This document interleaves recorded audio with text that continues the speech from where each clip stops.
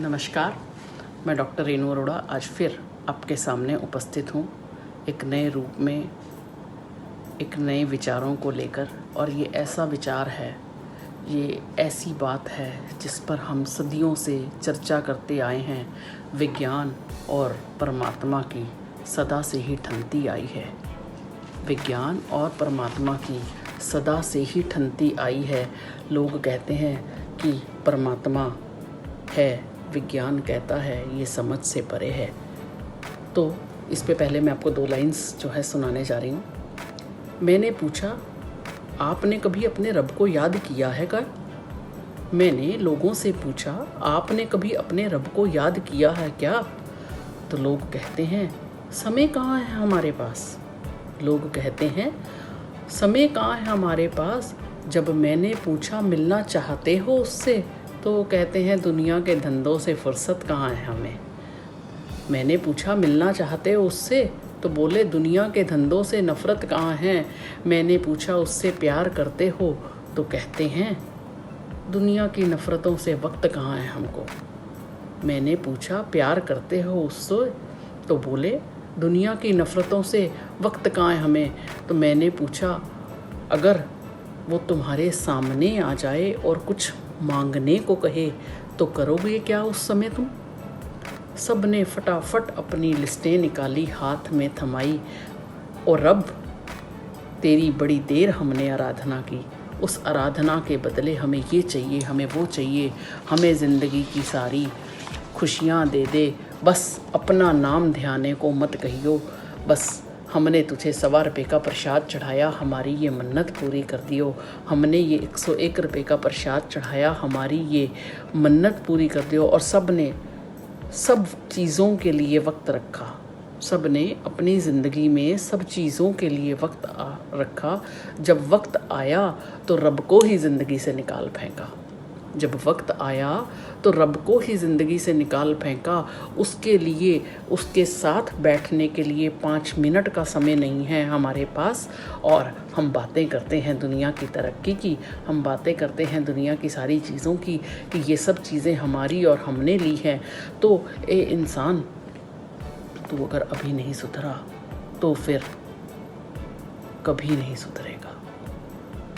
ऐ इंसान, अगर तू अभी नहीं सुधरा तो तू कभी नहीं सुधरेगा। अभी प्रभु मौन है, दरवाजे बंद कर रखे हैं उसने हम इंसानों के लिए। कोई तो गलती हुई होगी जो उसने हमें दरवाजे से बाहर खड़ा रखा है।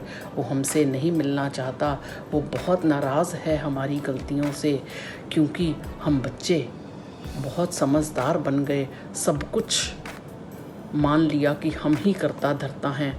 जब वो करता धरता है ही नहीं, कुछ गलत किया तो उसको दोष दे दिया। वो कहता है, जब दोष मुझे ही देना है गलती पे, तो ठीक है ना, मैंने अपने दरवाजे बंद कर दिए। अब मत आओ मेरे द्वार पर, मत ढूंढो मुझे, चलाओ अपनी ज़िंदगी अपने हिसाब से। देखता हूँ तुम कितने दिन चलाते हो। आज वो दिन आ गया कि खुदा को अपने दरवाज़े, उस रब को अपने दरवाज़े हमारे लिए बंद करने पड़े। क्यों बंद करने पड़े, इसके ऊपर सोचिएगा। लोग कह रहे हैं, देखो जी मंदिर गुरुद्वारे बंद कर दिए गए। वो बंद खुदा ने किए, वो रास्ते उस रब ने हमारे लिए बंद किए, वो रास्ते उस गुरु नानक ने हमारे लिए बंद किए। वो तरह तरह से हमें समझाता रहा, प्रकृति से जुड़ने के रास्ते देता रहा, पर हम मानव अपनी ही धुन में चलते चले गए, अपनी ही अंधी दौड़ में भागते चले गए। हम प्रभु से आशीर्वाद तो पाना चाहते हैं, पर उस आशीर्वाद के बदले हम अपनी इच्छाओं की इच्छा पूर्ति उससे चाहते हैं। हम जाते हैं उसके मंदिर में तो एहसान उस पर जगाते हैं। क्यों हम ऐसे हैं, क्यों हम ऐसे हैं, क्यों हम ऐसे हैं। ईश्वर जो है हमेशा से ही एक खोज का विषय रहा है, और उसकी भक्ति की जा सकती है, उस पर भरोसा किया जा सकता है, उससे मांगा जा सकता है, पाया जा सकता है। और आज जो हालात पैदा हो गए हैं, अगर हम उसमें भी विश्वास ना करें तो फिर कुछ नहीं हो पाएगा। आप देखिए, समुद्र में बड़े सारे जीव जंतु रहते हैं, तो मछलियाँ सागर में रहती हैं, क्या वो किनारे को कभी छूने का प्रयत्न करती हैं? अगर गलती से प्रयत्न करती भी हैं तो उसी समय वापस लौट जाती हैं, क्योंकि उन्हें पता है कि जल के बिना जीवन नहीं है। वो जल से प्रेम करती है। हम परमात्मा से प्रेम करना कब सीखेंगे, कब अपनी सिस्टम में आएंगे? नहीं, हम लोग तो सब कुछ खुद ही बन गए हैं। हमारा बस चले हम खुद ही खुदा बन जाएं। हम परमात्मा पे भरोसा करना ही नहीं चाहते। हम आज कितने साल हो गए साइंटिस्ट को लगे हुए कि हमने अपनी वो खोज करने में लगे हैं कि कहाँ से बनी धरती, कहाँ से आई सृष्टि, कैसे बनी, कब खत्म हुई, कितने साल हो गए। तो क्या कोई कुछ समझ पाया? कौन कब कहाँ से आया गया? सबसे ज़्यादा पैसा, सबसे ज़्यादा परिश्रम सिर्फ उस प्रभु को ढूंढने में लगाया। प्रभु को ढूंढने में नहीं लगाया गया। साइंटिस्ट ये साबित करने में लगे हैं कि प्रभु नाम का कोई अस्तित्व ही नहीं है। मैं किसी बहस में पढ़ना नहीं चाहती, पर क्या पॉजिटिव एनर्जी हमारी ज़िंदगी में कोई असर नहीं डालती?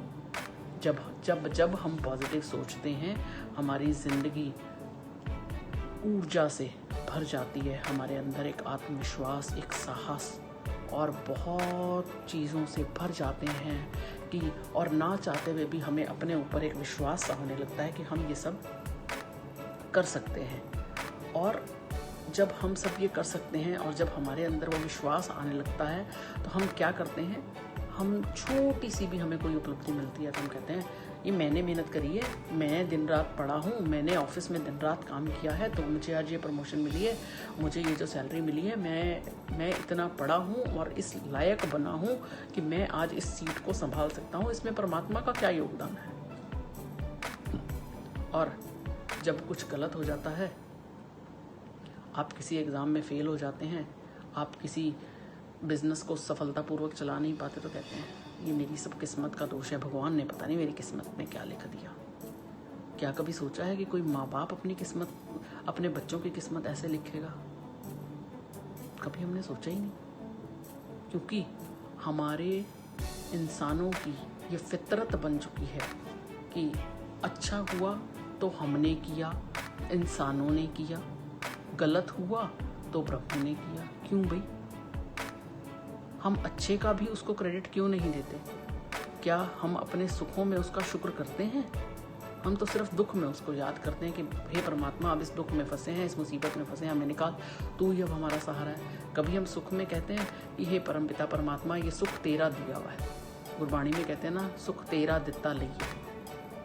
तो हमारे धर्म ग्रंथों में तो सब कुछ लिखा है, हम कहाँ उसे मानते हैं? हम उनकी इंटरप्रिटेशन ही गलत कर देते हैं। हम अपने हिसाब से जो हमें सहूलत होती है, हम अपने धर्म ग्रंथों की लिखी हुई बातों को उस हिसाब से इंटरप्रेट कर देते हैं। परमात्मा है, मानिए, आपके आसपास है, आपके बच्चों में है, आपके मन में है, पर हम उसे खोजने मंदिर, मस्जिद, गुरुद्वारों में जाते हैं जिसकी ज़रूरत ही नहीं है।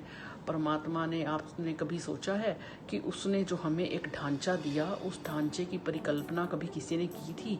उसने हमें ऐसा क्यों बनाया? वो हमारी सारी कामनाएं पूरी कर रहा है। एक सिर्फ वही ऐसा दर है जहाँ से आप बिना किसी को कुछ बताए कुछ भी खड़े होकर उसके दरबार से मांग सकते हो, और जब वो दे देता है तो वो जताने भी नहीं आता कि तूने किसी समय ये मांगा था और मैंने तुझे दे दिया। और हम इंसानी रूप में, इंसानी चोले में जब हम किसी को कुछ करते हैं, किसी का देते हैं, मैंने किया, वो हमारा मैं ख़त्म नहीं होता। तो जब हमारा मैं ख़त्म नहीं होता तो हम उस परमात्मा के पास नहीं पहुंचते। वो कहते हैं, परमात्मा कहता है किसी को दे के जताओगे तो फिर इंसान कहाँ से बन पाओगे? तो परमात्मा जो विषय है, मेरी तो वाणी बहुत छोटी है, मैं इस विषय पे बोल ही नहीं सकती। तो ये ऐसा विषय ही नहीं है, ये तो हमारे अंदर बसा है, समझने की बात है। जो समझ गया वो पूर्ण है, जिसने ना समझा वो नादान है। वो कल भी नादान था, वो आज भी नादान है। वो आया इस धरती पर, नादानियाँ करता रहा और नादानियाँ करते हुए ही चला गया। उसने अपनी ज़िंदगी का मर्म समझा ही नहीं। जब वो मर्म समझने का वक्त आया बुढ़ापे में, तो सांसों ने साथ छोड़ दिया, यमदूत आ गए उसे लेने। तो परमात्मा की मर्जी में रहिए, उसके दिए हुए इशारों को समझिए, समझने की कोशिश कीजिए। वो हर बुरे अच्छे काम से पहले आपको संदेश ज़रूर देता है। अपनी इन्हीं शब्दों के साथ अपनी वाणी को आज मैं विराम दूंगी। तो अगर आपको मेरी ये जो वीडियोज़ हैं पसंद आ रही हैं तो आप इसे आगे लाइक, कमेंट और शेयर ज़रूर कीजिएगा। और मोटिवेशनल थॉट्स पढ़ने के लिए drrenuarora.in पर जाकर आप उन्हें पढ़ सकते हैं। इंस्टाग्राम पे भी मुझे फॉलो कर सकते हैं। धन्यवाद।